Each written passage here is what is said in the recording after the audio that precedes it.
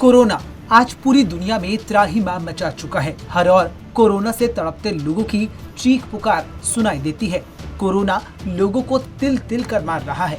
लोग अपनों को अंतिम विदाई भी नहीं दे पा रहे हैं। यहाँ तक कि लाशों के ढेर में लोगों के अपने भी खो जा रहे हैं। लेकिन इस विषम परिस्थिति से लड़ने के लिए अभी तक कोई मजबूत हथियार तैयार नहीं हुआ है। कोरोना ने लोगों के शरीर के साथ साथ लोगों के दिमाग में भी डर भर दिया है। लोग अपनों के पास जाने से भी डर रहे हैं, क्योंकि उन्हें डर है कि कहीं कोरोना उनके अपनों को नुकसान न पहुंचा दे। कुछ ऐसा ही मामला यमुनानगर से भी सामने आया है, जहां भूख और प्यास से एक युवक कई दिनों तक तड़पता रहा, लेकिन किसी ने भी उसकी मदद के लिए हाथ आगे नहीं बढ़ा है।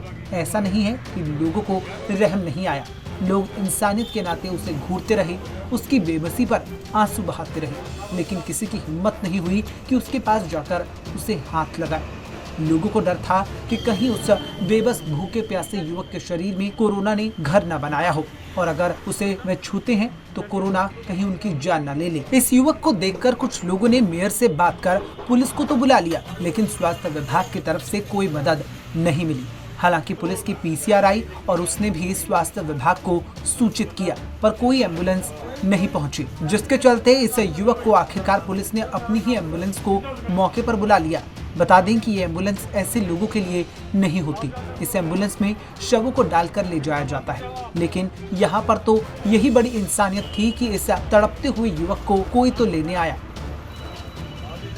कल से गुजर रहा था जी जी, और ये शख्स तड़प रहा था। इंसानी तौर पे मैंने सोची प्रशासन की और पॉलिटिकल इनकी मदद कराऊँ मैं, और मैंने फ़ोन भी किया कि उन्होंने कहा कि भाई मेरा खाली मैं कोविड पेशेंट दे सकता हूँ और सड़क पर यहाँ चलते बंदों को उठा नहीं सकता।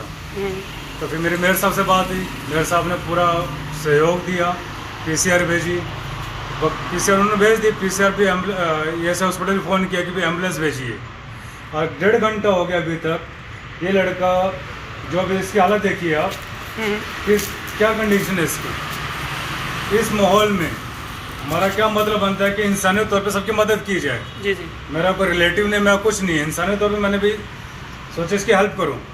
प्रशासन भी खड़ा है, लेकिन अभी तक एम्बुलेंस की कोई सुविधा उपलब्ध नहीं हो पाई 1.5 घंटे से। अब बताइए कि जो ठीक है, जो हाई क्लास सोसाइटी के हैं उनके लिए एम्बुलेंस अवेलेबल है, मिडिल क्लास के लिए अवेलेबल है, लेकिन जो लोअर क्लास है वो कहाँ जाएगा। अभी इसका नाम पता नहीं है कौन है। अभी यहाँ से फ़ोन करे और किसी ने कंट्रोल वगैरह तो हमारे को सूचना मिली तो यहाँ आएगी। उसके बाद फिर एम्बुलेंस आ गई, एम्बुलेंस में इसको भेज दिया जी। कब से तड़प रहा था ये ऐसे? तो ये तो पता नहीं, पिछले 3-4 दिन से करे यहाँ के लोग, 3-4 दिन वगैरह से करे। यमुनानगर के बस स्टैंड के बाहर पिछले कई दिनों से भूख और प्यास से तड़प रहे इस युवक का नाम पता मालूम नहीं है।